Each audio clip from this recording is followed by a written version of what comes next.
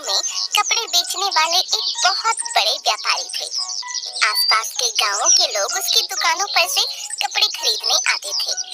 आसपास के गांवों में भी कपड़े की कोई दुकानें नहीं थीं, इसलिए सेठ खुद ही कभी-कभी कपड़े बेचने के लिए जाया करते थे। एक बार सेठ गांव में कपड़े बेचने के लिए गया था।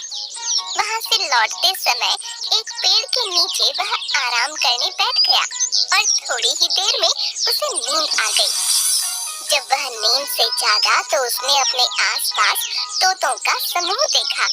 हरे रंग, लाल चोंच और गले पर काली पट्टी वाले तोतों को देखकर सेठ ने सोचा, कितने सुंदर हैं ये तोते। एक दो तोतों को साथ ले जाऊं तो परिवार के लोग बहुत खुश होंगे।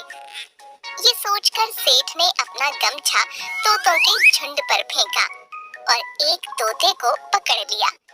इस तोते को सेठ अपने घर ले आया। सेठ ने घर पहुंचकर तोते के लिए सोने का पिंजरा बनवाया, पानी पीने के लिए कटोरी और खाने के लिए एक छोटी सी प्लेट भी रखवाई। तोता सोने के पिंजरे में रहने लगा। उसे अमरूद, मिर्च आदि मनपसंद वस्तुएं खाने को दी जाने लगीं। घर के बच्चे तथा सेठ तोते से बातें भी करते। तोता थोड़ा थोड़ा बोलना भी सीख गया। तोते के साथ बातें करने में सबको बहुत आनंद आने लगा। कुछ दिनों बाद सेठ को गांव में से कपड़ों के ऑर्डर आए और उसने खुद ही जाने का फैसला किया। जाते वक्त उसने अपने तोते से कहा, तोते राम, मैं गांव जा रहा हूँ। लौटते समय मैं तेरे माता पिता व सगे संबंधियों से मिलूंगा। तुझे उनके लिए कोई संदेश भेजना हो तो बता। तोते ने कहा, सेठ जी, उन सब से कहना तोता भूखा नहीं है, तोता प्यासा भी नहीं है, तोता सोने के पिंजरे के अंदर आनंद से रह रहा है। सेठ अपने कपड़े बेचकर लौटते समय उसी पेड़ के नीचे आराम करने के लिए रुका। तभी तोतों का एक समूह उस पर टूट पड़ा।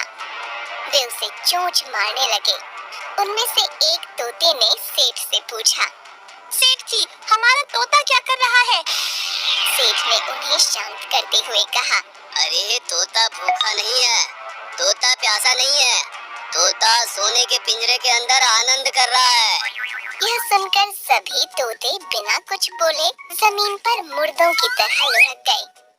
सेठ उनके पास गया। उसने तोतों को हिला डुला कर देखा, पर ऐसा लगा जैसे सारे तोते आघात से मर गए हों। सेठ जी घर पर आए।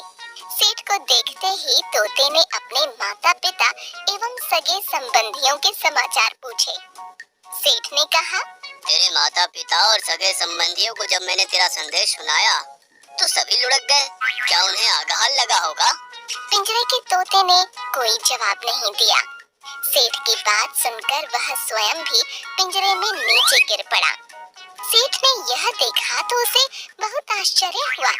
उसने पिंजरे का दरवाजा खोला और तोते को हिला डुला कर देखा।